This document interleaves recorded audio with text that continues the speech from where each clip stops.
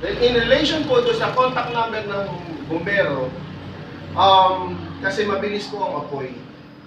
Mabilis ang apoy. Ito po, meron tayong video dito na kung saan nag-experiment po yung mga bumbero sa ibang bansa. Actually, luma na itong video na to. Nag-experiment sila, tipikal na bahay, may upuan, may lamesa, may mga papel, basurahan dyan, tapos naglagay sila ng oras. So, sinadya nila yung apoy niyan sa basurahan. So, 30 seconds, wala lang, wala pang nangyayaring Reaction. nababalaghan. So, yan yung bahay. Ganda, oh. Okay, ganda sofa, oh. Yan siya. So, 50 seconds, 3 feet na siya. Yan daw siya, taas. So, unti-unti na nalulusaw yung gilid ng sofa. 1 minute and 5 seconds, medyo tumataas na siya. Malaki na siya. And at this point, nasa 5 feet na siya. 1 minute and 20 seconds. Pansin nyo, nag-build up na yung smoke dito.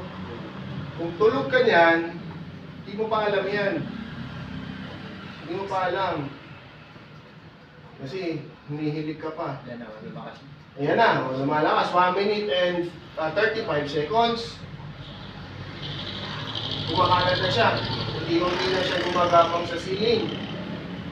Ayan na, kumapal na yung usok. Kapag kumapal na yung usok, dapat gumana na yung smoke detector, yung katulad nun, no? Pag gumana na, nag-alarm na dapat.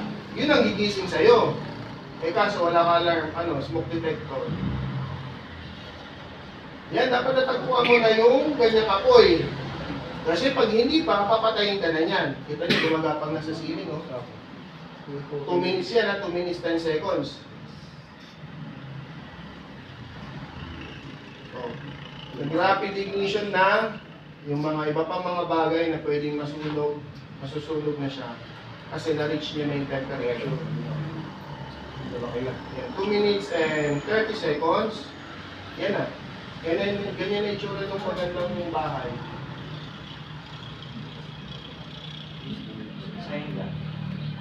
2 minutes 40 seconds. Yan na. Lakas, no? Sabay dating ng bumbero. Huli-huli talaga ang bumbero. Sila nag-set up. Yun na tayo nila.